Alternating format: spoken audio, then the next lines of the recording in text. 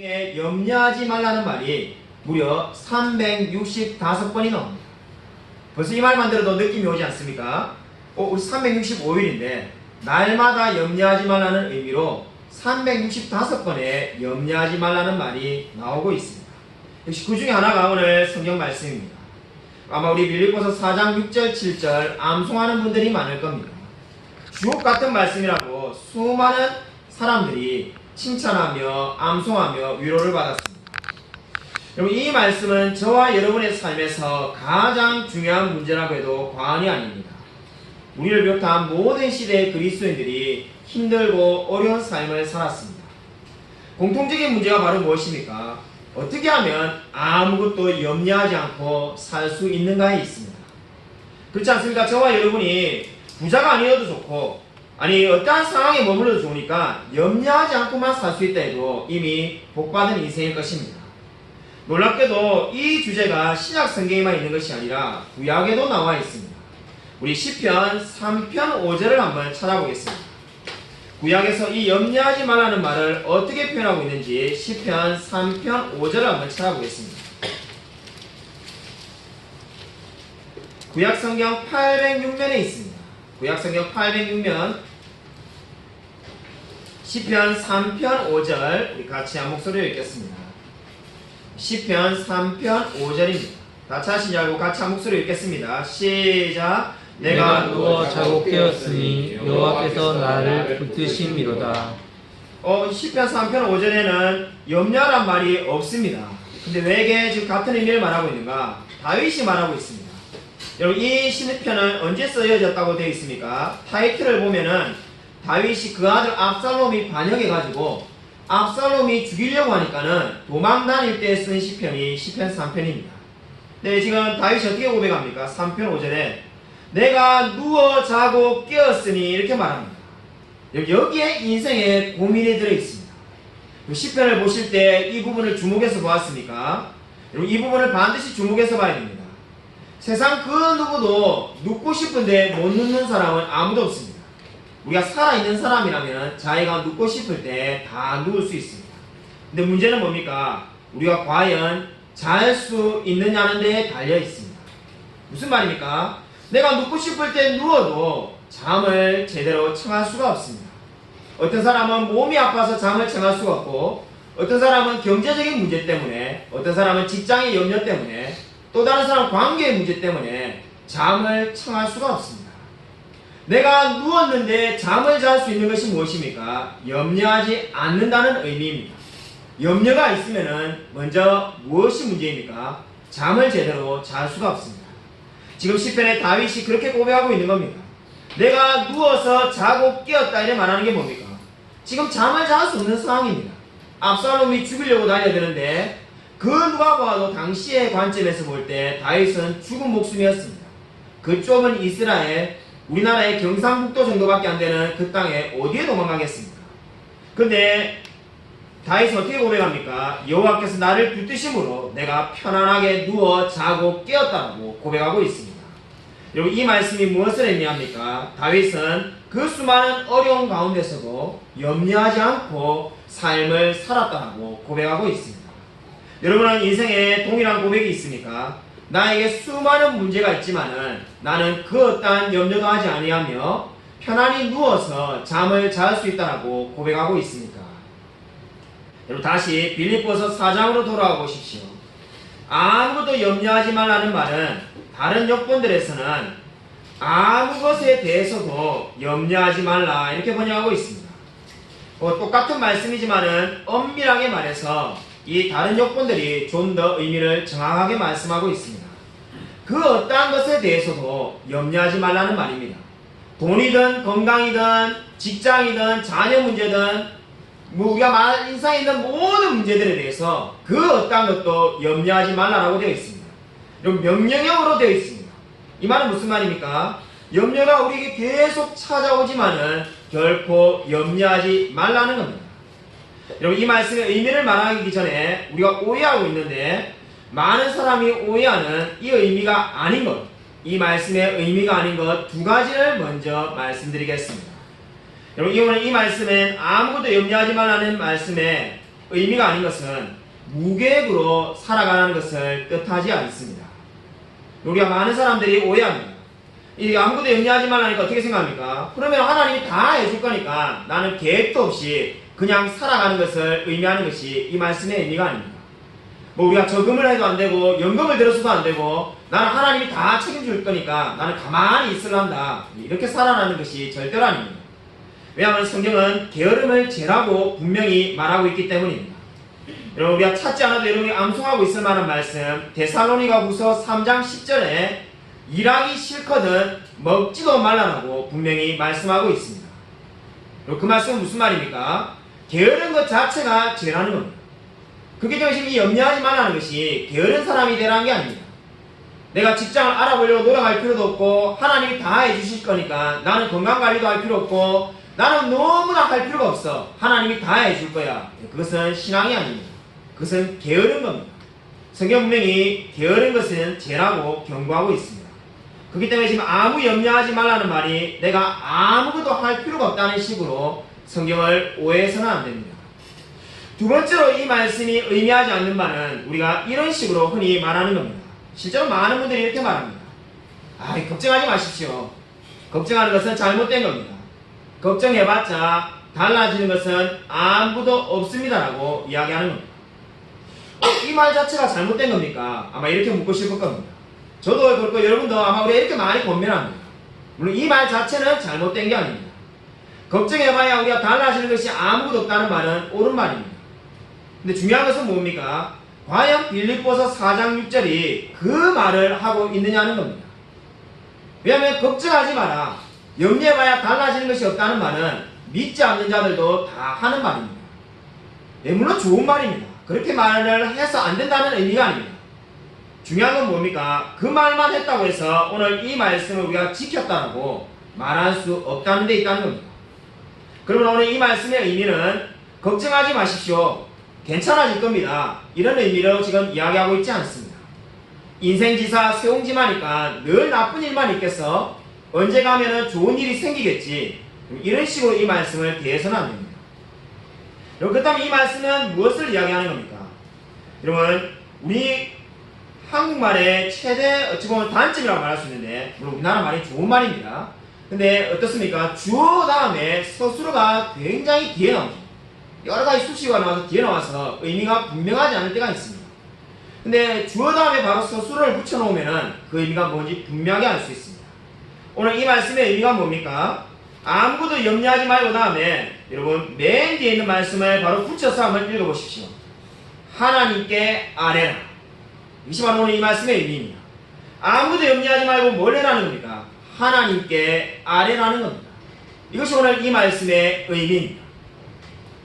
그러니까 어떻게 하라는 겁니까? 염려가 찾아왔을 때 저는 염려하지 않는 사람입니다. 하나님 다 해줄 겁니다. 내가 뭐가 걱정할 게 있습니까? 이 말만 한다고 염려하지 않는 사람이 되는 게 아닙니다.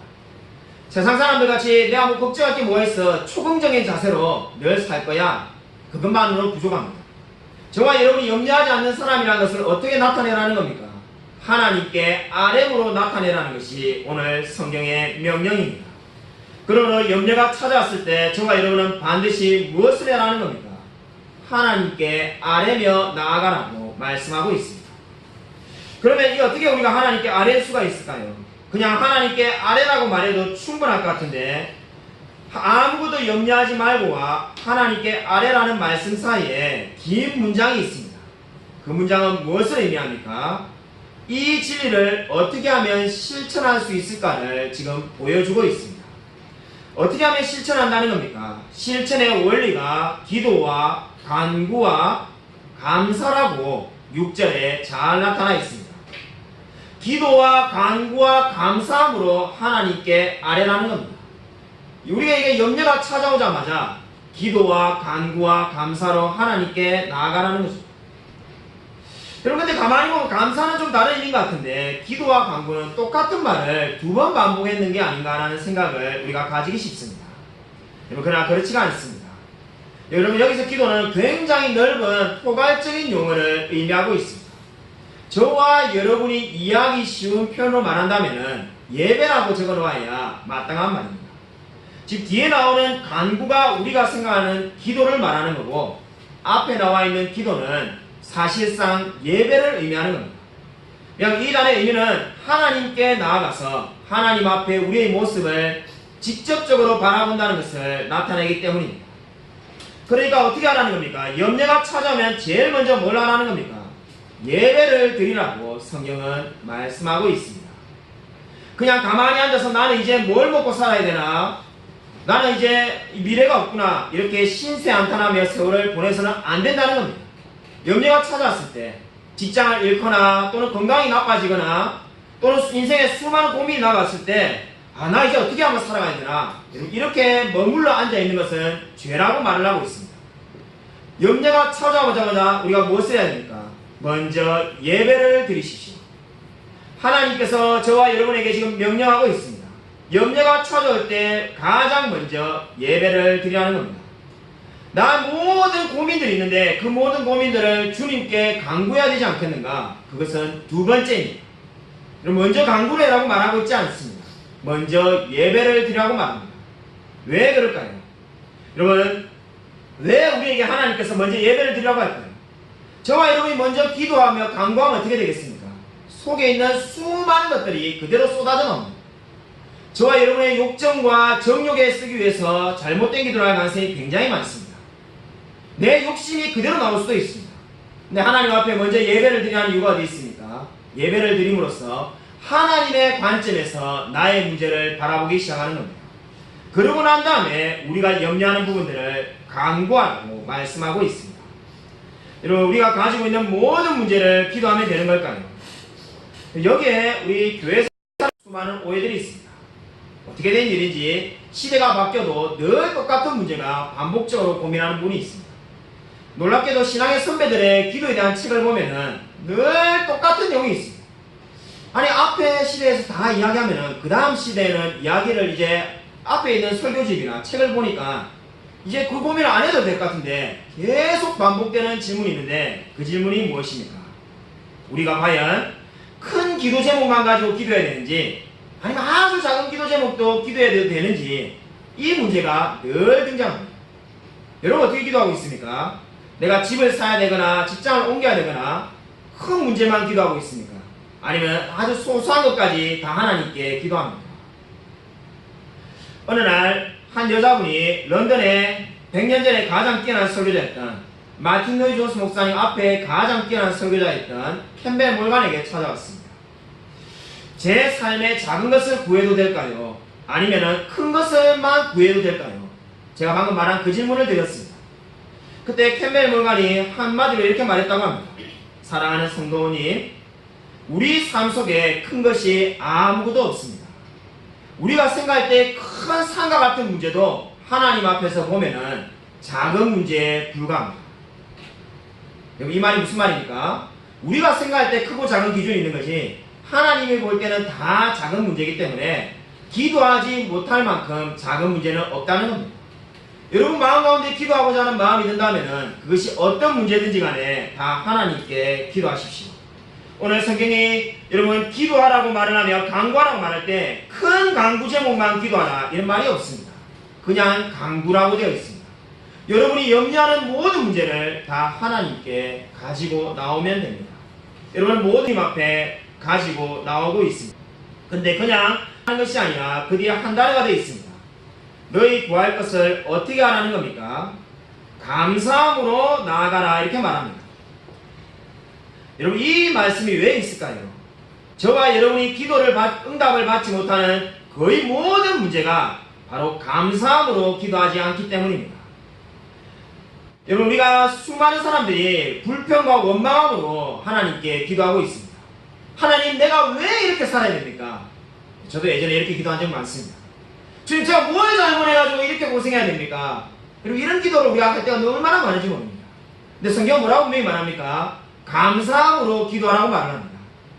그렇기 때문에 이 말씀이 있는 겁니다. 왜 먼저 예배를 드리라고 했습니까? 불평과 원망을 다 내려놓으라는 겁니다.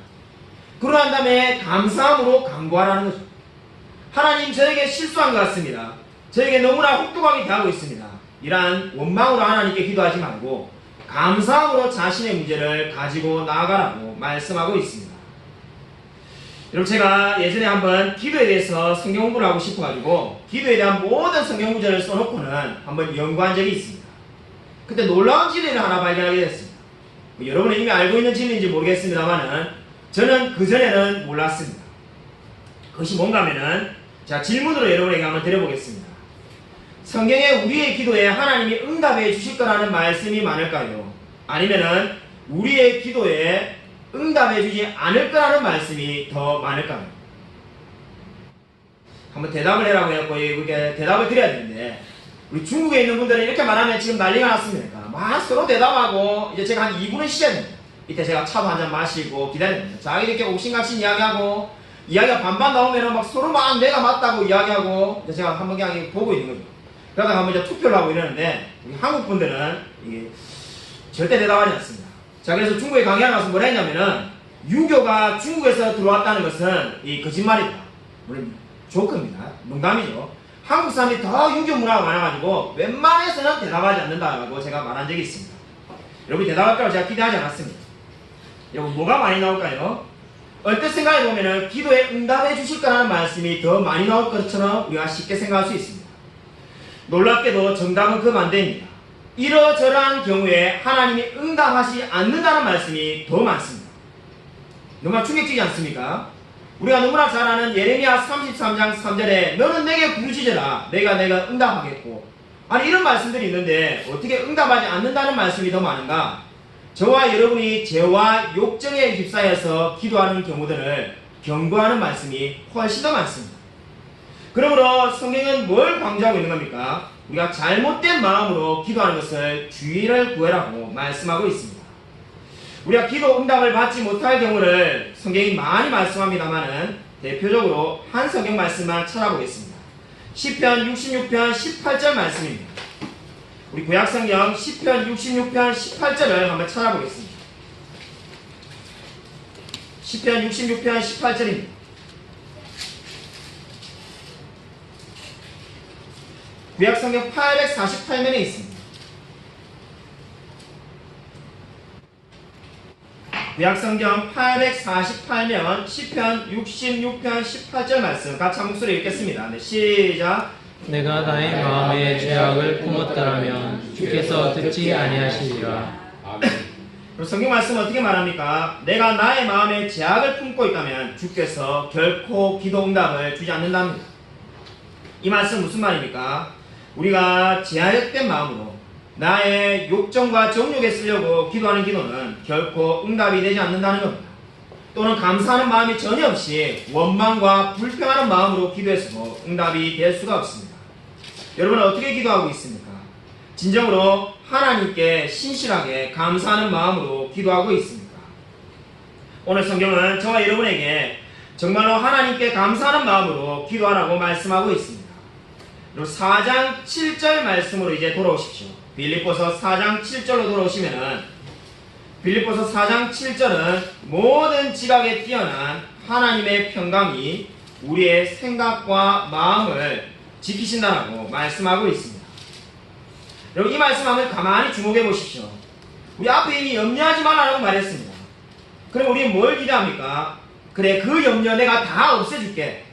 너 걱정 근심하고 있지? 내가 그 염려 오늘 다 싸그리 없애주겠다. 이런 대답을 우리가 기대합니다. 성경을 아무리 읽어보아도 그러한 대답은 전혀 없습니다. 성경 그 어디에도 저와 여러분이 걱정을 하고 있는데 그 근심 걱정 송두리째 없어질 거라는 대답은 하나도 없습니다. 하나님이 저와 여러분에게 응답을 주신 게 뭡니까? 우리의 생각과 마음을 지켜주신다라고 되어 있을 뿐입니다. 이 말씀이 무엇을 의미할까요?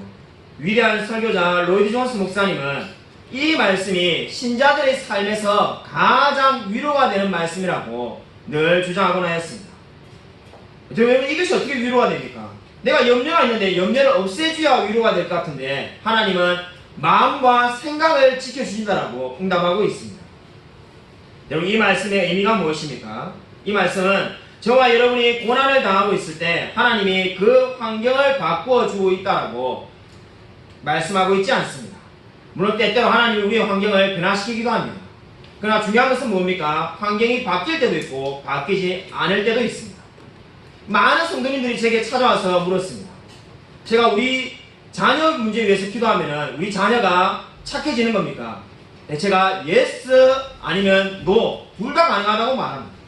직장 문제도 마찬가지입니다. 취업이 안 되는 자가 취업을 위해 기도하면 응답이 됩니까?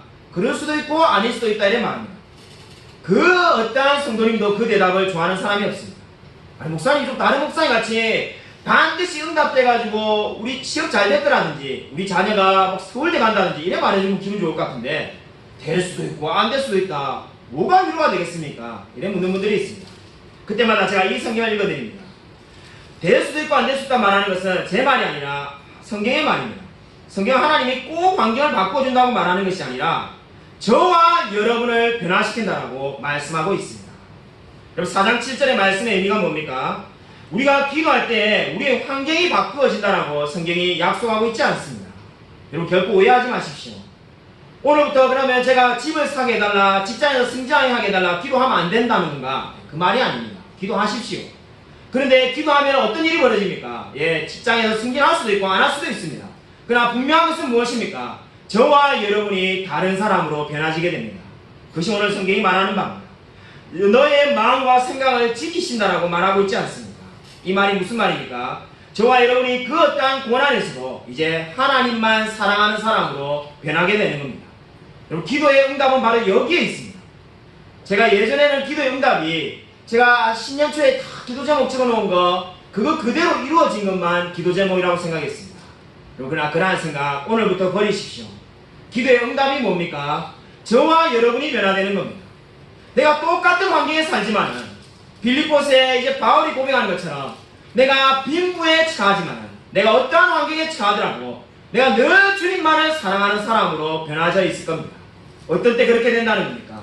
기도할 때 우리가 정말 감사함으로 하나님께 아뢰을 때에 나의 상황이 하나도 달라지지 않아도 나는 날마다 찬양하며 날마다 감사하는 사람으로 달라져 있을 것입니다. 그것이 진정한 기도의 응답입니다.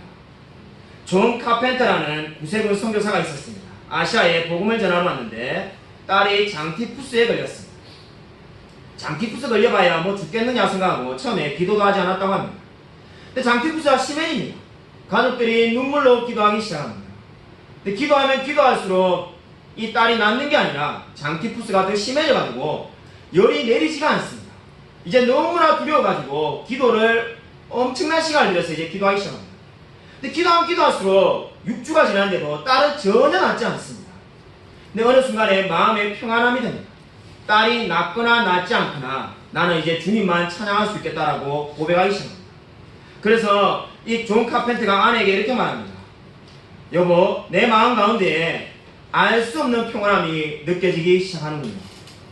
내가 처음에 기도를 시작할 때는 우리 딸이 안 나오면 어찌할까 해서 염려 가운데 어찌할 줄을 몰랐는데 6주간 기도하고 나니까는 이제 내 마음 가운데 하나님께서 우리 딸을 낫게 하시든 낫게 하지 않으시든 나는 감사할 수 있는 사람이 되었다고 고백할 수 있다라고 고백합니다.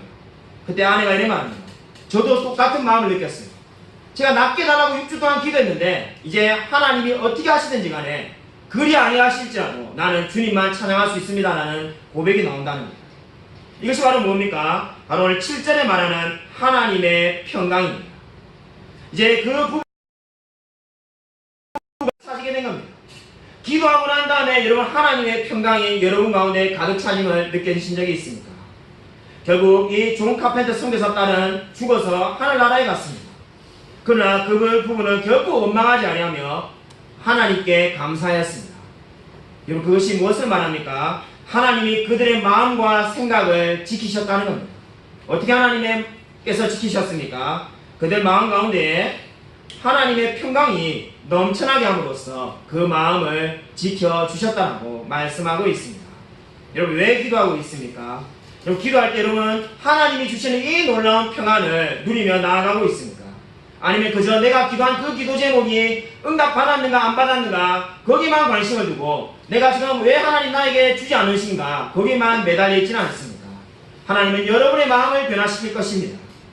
로마서 12장 12절을 한번 찾아보도록 하겠습니다. 로마서 12장 12절입니다. 신약성경 로마서 12장 12절. 신약성경 257면에 있습니다. 신약성경 257면 로마서 12장 12절. 다 찾으시려고 같이 한 목소리 읽겠습니다. 네, 시작. 소망 중에 즐거워하며 환난 중에 참으며 기도에 항상 힘쓰며. 우리가 잘 알다시피 로마서는 두 부분으로 나눌 수가 있습니다. 1장부터 11장까지가 교리를 이야기하고 12장부터가 이제 윤리, 다르게 말한다면 그리스도의 삶에 대해서 이야기합니다. 삶에 대해서 이야기하는데 지금 12절을 보시면 어떻게 말씀하고 있습니까? 소망 중에 즐거워하며 환난 중에 참으며 기도에 항상 힘쓰며 이렇게 나옵니다. 여기서 사실 중요한 것은 세 단어입니다. 소망, 그리고 참으며가 인내를 말하는 거죠. 소망, 인내, 기도가 제일 중요한 세 단어입니다. 모든 학자들이 다 똑같이 말합니다. 그리고 이 세 단어 중에 핵심은 뭡니까? 인내입니다. 인내가 이 말씀 중에 핵심입니다. 그런데 우리가 언뜻 보면 어떻습니까? 소망적인 상황이 따로 있고 환란적인 상황이 따로 있고 이게 아닙니다. 이게 지금 다 똑같은 한 상황을 이야기하고 있습니다. 어떤 상황입니까? 환란 중에 인내하라는 겁니다. 근데 환란 중에 인내하려면 뭐가 있어야 된다는 겁니까? 소망이 있어야 인내한다는 겁니다. 그냥 내가 이를 악물고 참으면 되지, 그렇게 되지 않는다는 겁니다. 환란을 인내하려면은 소망을 바라보아야만이 인내한다는 거죠. 그런데 그러면 소망을 바라보는 자는 어떠한 형태로 나타나게 된다는 겁니까? 기도하는 모습으로 나타나게 된다는 겁니다. 그것이 바로 오늘 로마서 12장 12절의 의미입니다. 저와 여러분이 고난을 당하고 있습니까? 인내하며 살아야 됩니다. 성경이 명령하는 바입니다. 어떻게 인내할 수 있습니까? 소망을 바라보십시오. 소망을 바라볼 때 여러분은 기도하는 사람이 되어 있을 것입니다. 다르게 말한다면 저와 여러분이 기도하지 않는다는 것은 소망을 바라보지 않는 것이며 환난 가운데 인내하고 있지 않다는 증거가 될 것입니다. 그러므로 우리는 항상 기도하며 살아야 됩니다. 왜 그렇습니까? 기도하지 않는다는 것은 환난 중에 인내하고 있지 않다는 겁니다. 내가 고난을 당하고 있는데 그냥 나는 잘 참겠어, 이를 악물고 참겠어, 그런 일은 절대로 일어나지 않습니다. 참으려면 뭘 반드시 해야 됩니까? 기도를 해야만이 인내할 수가 있습니다. 왜 우리가 기도할 때 인내할 수 있습니까? 나의 힘으로 인내하는 것이 아니라 하나님의 은혜로 인내하는 것이 기도하는 자에게 나타나는 것입니다. 여러분은 항상 기도하고 있습니까? 여러분, 기도는 할 수 있을 때 하고 할 수 없을 때는 안 하는 게 절대로 아닙니다. 여러분, 우리 사무엘상 12장 23절을 한번 찾아보시기 바랍니다. 저와 여러분이 왜 매일매일 기도해야 되는가? 사무엘상 12장 23절이 이렇게 말씀하고 있습니다. 사무엘상 12장 23절입니다. 구약성경 426면에 있습니다.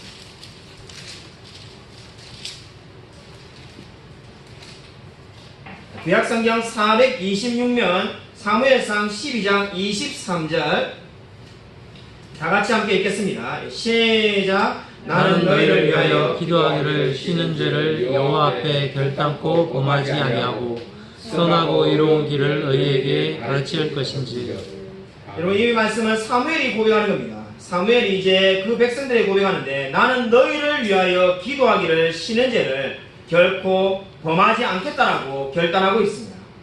이 말씀은 어떤 의미를 담고 있습니까? 기도를 쉬는 것은 죄라고 분명히 성경이 말을 하고 있습니다. 기도는 하고 싶을 때 하는 게 아닙니다. 위대한 청교도 토마스 왓슨이 그런 말을 했습니다. 내가 기도 너무 하고 싶을 때 기도해야지, 그런 날은 평생에 몇 번 오지 않을 거라고 토마스 왓슨 목사님의 책에 기록되어 있습니다. 내가 너무 오늘 기도하고 싶어, 이런 날은 평생에 몇 번 없다는 겁니다. 대부분의 날들은 어떻게 기도하는 겁니까? 내가 기도하고 싶지 않고 TV를 보고 싶고 그냥 쉬고 싶고 그런 때에 자신을 억지로 쳐서 복종하며 하나님께 나아간다는 겁니다. 그것이 바로 오늘 이 말씀의 의미입니다. 나는 기도하기를 쉬는 죄를 절대로 범하지 않겠다는 겁니다.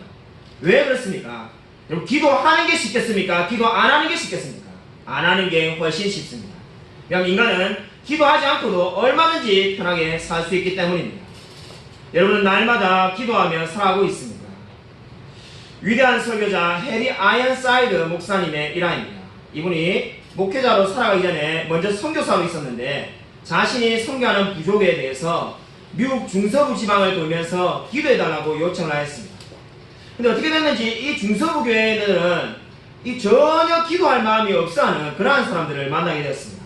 기도를 부탁했는데 하나님이 다 해주실 건데 굳이 우리가 기도해야 될 필요가 있느냐 이렇게 대답을 하는 겁니다.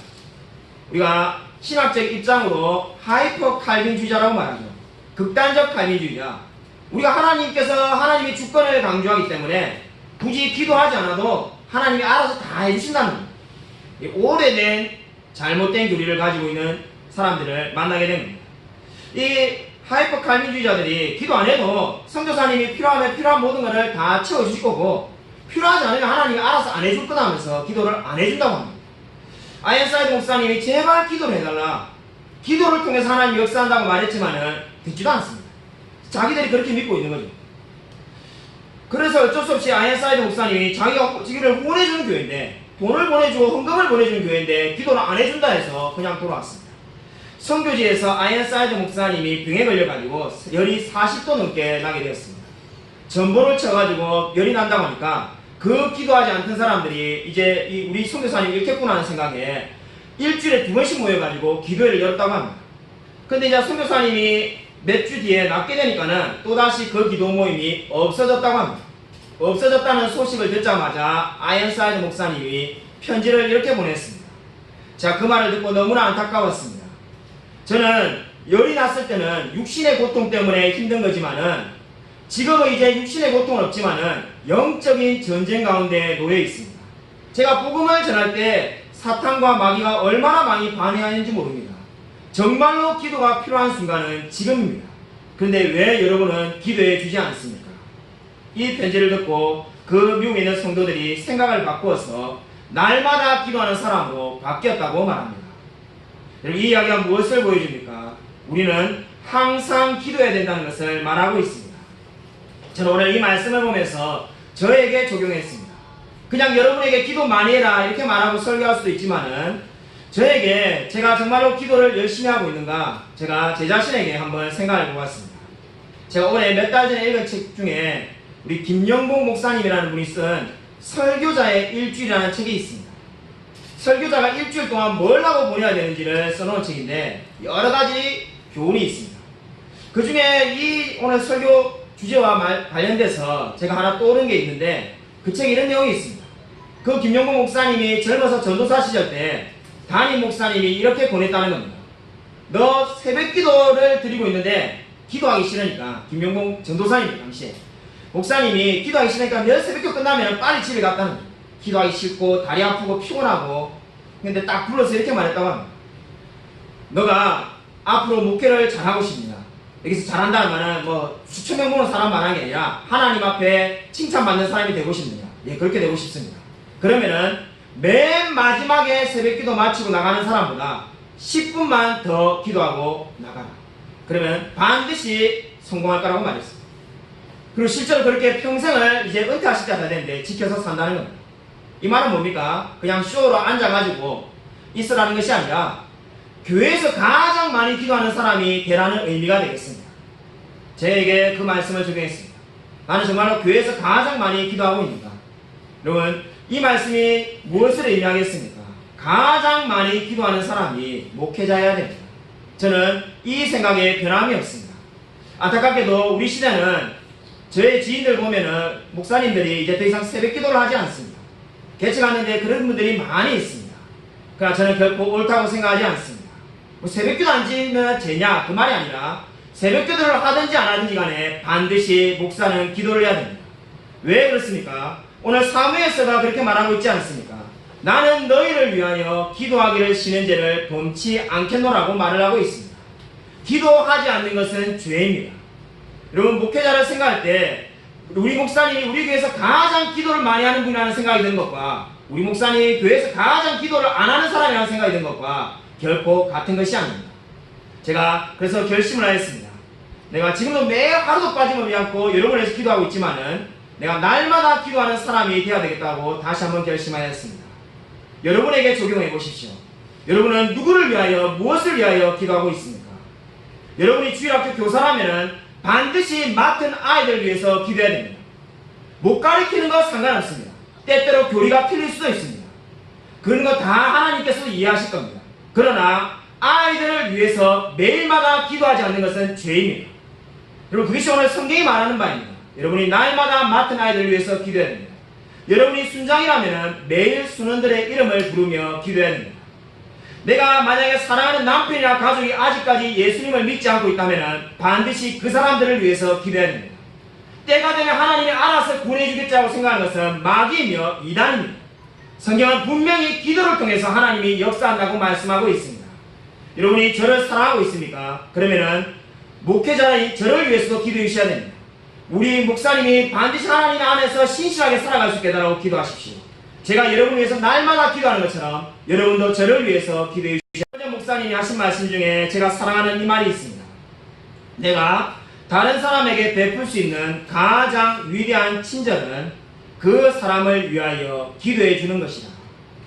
여러분, 저는 이 말을 믿고 있습니다. 여러분, 다른 사람에게 베풀 수 있는 가장 위대한 친절은 그에게 돈을 주거나 밥을 사주는 게 있지 않습니다. 그 사람을 정말로 사랑한다면 그 사람을 위하여 기도하십시오. 그것이 바로 그 사람을 사랑하는 것을 나타내는 겁니다. 왜 그렇습니까? 우리가 돈을 주거나 친절을 베풀 때는 내가 하는 거지만은 기도할 때 만왕의 왕이시며 이 세상을 주관하시는 하나님이 그 영혼을 돌보시기 때문입니다. 여러분은 기도하고 있습니까? 날마다 기도하십시오. 여러분, 기도하지 않고 우리가 진정한 그리스도인이라고 말할 수가 없습니다. 성경에 기도해야 된다는 말이 얼마나 많이 나오는지 모릅니다. 여러분, 오늘부터 여러분이 만약에 밥 먹을 때만 기도하는 사람이라면 5분씩 기도하기로 결심하십시오. 이미 하루에 30분씩 기도하고 있다면 더 많이 기도할 수 있도록 기도의 분량을 늘리십시오. 아무쪼록 아무것도 염려하지 말고 하나님께 기도와 간구로 감사함으로 아뢰어서 늘 하나님께 응답받으며 살아가는 저와 우리 모든 성도님이 되시기를 주님의 이름으로 간절히 축원드립니다.